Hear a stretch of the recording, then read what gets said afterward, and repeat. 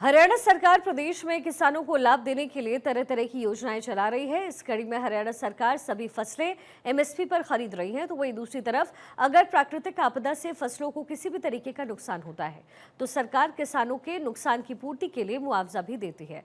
इस बारे में मुख्यमंत्री नायब सिंह सैनी ने भी इंफॉर्मेशन दी है।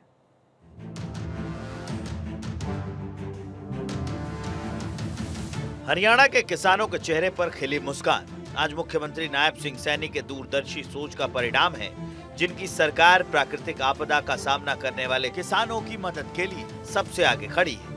और मुख्यमंत्री नायब सिंह सैनी ने फैसला लिया है कि हरियाणा में पिछले कुछ दिनों में आग लगने से हुए हादसों की भरपाई राज्य सरकार करेगी। इस बीच अब तक करीब 801 एकड़ में फसल नुकसान की जानकारी राज्य सरकार को मिली है, जिसकी भरपाई के निर्देश मुख्यमंत्री की तरफ से दिए जा चुके हैं। पिछले दिनों जो आगजनी की घटनाएं हरियाणा प्रदेश के अंदर हुई हैं, बड़ी दुर्भाग्यपूर्ण है। लगभग जब मेरे पास वो फिगर आई है 801 एकड़ भूमि वो किसान की वो आग की भेंट चढ़ गई है, जल गई है और भी काफी नुकसान कई जगह हुआ है। हमने कहा है कि जहां जहां पर भी किसान की फसल की आगजनी के अंदर नुकसान हुआ है उसकी लिस्ट हमने सभी डीसीज को, सभी उपायुक्त महोदया को ये आदेश दिए हैं कि उनकी एप्लीकेशन आप अपने पास मंगवा लें और उसके नुकसान का भी आंकलन कर लें। सरकार उनको सहायता देने का काम करेगी। मुख्यमंत्री नायब सिंह सैनी ने पंचकुला जिले के सुखदर्शनपुर गांव में श्री माधव गौशाला में श्री राधा कृष्ण मंदिर का लोकार्पण भी किया, जहां उन्होंने पूजा अर्चना की और पौधारोपण कर गौ माता को चारा भी खिलाया। इस मौके पर मुख्यमंत्री ने अपने कोष से 21 लाख रुपए और शिक्षा मंत्री महिपाल ढांडा और कृषि एवं किसान कल्याण मंत्री श्याम सिंह राणा ने भी अपनी तरफ से 11-11 लाख रुपए माधव गौशाला को देने की घोषणा की। मुख्यमंत्री ने कहा कि श्री राधा कृष्ण का ये मंदिर भक्तों के लिए आध्यात्मिक ऊर्जा का केंद्र बनेगा, जो हमें प्रेम, करुणा और भक्ति की भावना से ओतप्रोत करेगा। इस मंदिर में आकर लोग शांति, प्रेम और भक्ति का अनुभव करेंगे। इस राधा कृष्ण की भक्ति हमारी भारतीय संस्कृति का हृदय है।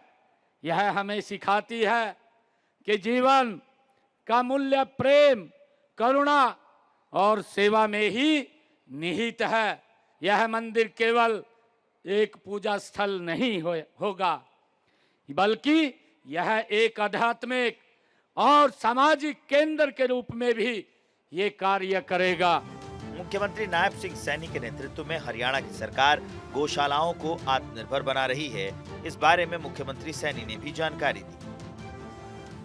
सीएम सैनी ने बताया कि इस साल गौशालाओं का बजट 595 करोड़ रुपए किया गया है, जबकि 2014 से पहले ये बजट मात्र 2 करोड़ रुपए का था। चारे के लिए जमीन की व्यवस्था भी प्रदेश सरकार ने की है और अब गौ चारण की भूमि उपयोग कर सकेगी। साथ ही राज्य में 3 गौ अभयारण्य स्थापित किए हैं, जहां शेड, पानी के साथ चारे की उत्तम व्यवस्था की गई है, जहां लगभग 6500 बेसहारा गोवंश को आश्रय दिया जा चुका है। इनके लिए सरकार की तरफ से 8 करोड़ रुपए की राशि जारी की जा चुकी है। राज्य सरकार की तरफ से किए गए ये इंतजाम बताते हैं कि हरियाणा सरकार गौ सेवा के प्रति कितनी समर्पित है। 6500 बेसहारा गौवंश को आश्रय दिया जा चुका है। मैंने बेसहारा गौवंश के पुनर्वास के लिए 200 गौशालाओं को शेड बनाने के लिए प्रति गौशाला 10 लाख रुपए का अनुदान वो दिया जा चुका है। ऐसी 50 गौशालाओं में शेड बन करके भी तैयार हो गए हैं। लगातार ये सरकार गौ हित के अंदर मजबूती से काम कर रही है। मुख्यमंत्री नायब सिंह सैनी ने बताया कि बेसहारा गोवंश के पुनर्वास के लिए भी बड़े पैमाने पर काम किए गए हैं, जहां 200 गौशालाओं में शेड बनाने के लिए 10 लाख प्रति गौशाला अनुदान दिए जाने की घोषणा की थी और ऐसी 50 गौशालाओं में शेड बनाए जा चुके हैं। सीएम ने बताया कि वर्ष 2014 तक हरियाणा में 215 पंजीकृत गौशालाओं में से केवल 1,74,000 गोवंश था, जबकि इस समय प्रदेश में 683 पंजीकृत गौशालाएं हैं। इनमें 4 लाख बेसहारा गोवंश का पालन पोषण हो रहा है। पिछले वित्त वर्ष में 608 गौशालाओं को चारे के लिए 166 करोड़ रुपए की राशि दी गई है। हरियाणा सरकार की तरफ से मिल रही इस मदद के चलते आज प्रदेश में गौशालाओं के अच्छे दिन आए। 350 शेड व चारा गोदाम के निर्माण के लिए भी 30 करोड़ रुपया का अनुदान गौशालाओं को पहुंचाने का काम हमने किया है।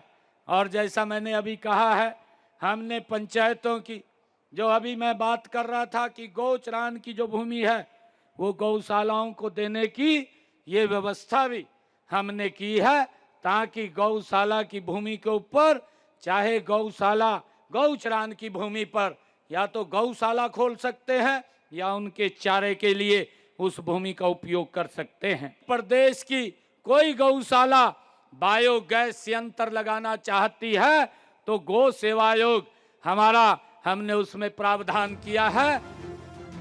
बीजेपी ने चुनाव के समय किसानों को जो सुविधाएं देने का वादा किया था और आज राज्य की ट्रिपल इंजन सरकार उस वादे पर खरी उतर रही। प्रदेश सरकार ने गौशालाओं को आत्मनिर्भर बनाने का जो वादा किया है उस पर भी सरकार लगातार काम कर रही है और अब वो दिन दूर नहीं जब प्रदेश की सभी गौशालाएं आत्मनिर्भर हो जाएंगी। चंडीगढ़ से डॉक्टर थानेश्वर शर्मा की रिपोर्ट।